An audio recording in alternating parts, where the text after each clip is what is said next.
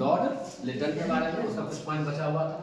कब आया था वर्नाकुलर प्रेस एक्ट लिटन के कार्यकाल में? 1878 ईस्वी में। कब आया था? 1878 ईस्वी में। और ये जो एक्ट आया था किस लिए आया था?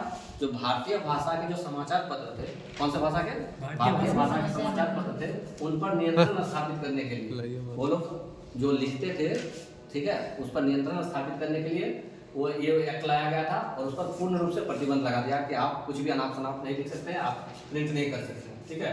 तो वर्नाकुलर प्रेस एक्ट कब आया? 1878 में। किस लिए? भारतीय भाषा के समाचार पत्रों पर प्रतिबंध लगाने के लिए। 1877 में और क्या आया था? आर्म्स एक्ट आया था। कौन सा एक्ट आया था? Arms act. जो हथियार रखते थे हमारे यहाँ के लोग, लाइसेंसी हथियार रखते थे, उसके लिए भी एक कानून बना दिया गया और आर्म्स एक्ट पारित किया गया। कब? 1878 में। फिर एक और पॉइंट आया था 1877 ईस्वी में, लॉर्ड लिटन के समय में क्या काम किया हुआ उन्होंने? सिविल सेवा का जो परीक्षा था उसमें जो उम्र था पहले वो 21 वर्ष था। कितना वर्ष था? 21 वर्ष। उसको घटा करके कितना कर दिया गया था? 19 वर्ष। यानी हर तरह से लिचड़े वाला जो काम है किसने किया? लिटन ने। लिचड़े वाला काम किसने किया? लिटन ने किया। कौन कौन सा लिचड़े वाला काम किया? एक तो प्रेस का स्वतंत्रता छीन लिया, प्रेस का स्वतंत्रता छीन लिया। कोई आदमी अपने सुरक्षा के लिए आर्म्स रखता था तो उसका वो भी वो चीज छीन लिया, ठीक है।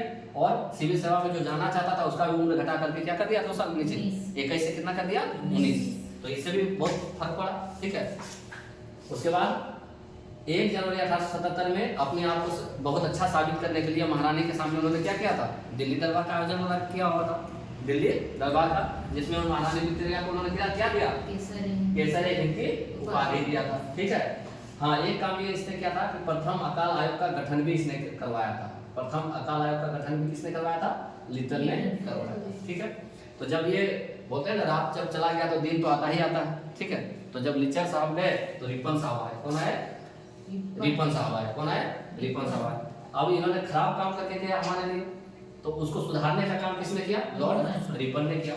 और इसी वजह से इनको स्थानीय स्वशासन का जनक भी कहा जाता है। क्यों? क्योंकि इन्होंने जो स्थानीय बोर्ड थे उसको काफी शक्तियां प्रदान की, स्वायत्तता प्रदान की। नगर बोर्ड थे, जिला बोर्ड थे, जो भी बोर्ड थे, लोकल रिप्रेजेंटेटिव, उनको क्या किया?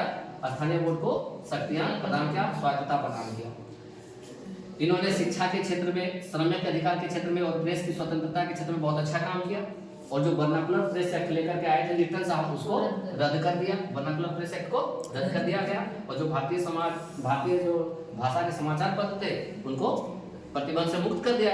इसलिए इनको भारतीय लोग क्या करने लगे? चाहने लगे, समर्थन देने लगे। समझ में आया? और इस वजह से फ्लोरेंस नाइटिंगेल ने क्या कह दिया इनको? भारत का उद्धारक।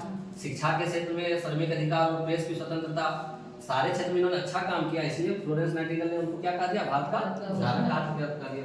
और स्थानीय स्वशासन का जनक भी किनको माना जाता है? लॉर्ड रिपन को माना जाता है। और चूंकि ये बहुत ही सज्जन व्यक्ति थे, इनको सज्जन रिपन भी कहा जाता है। क्या कहा जाता है? सज्जन रिपन भी कहा जाता है। इनके कार्यकाल में बहुत बड़ा काम हुआ। क्या?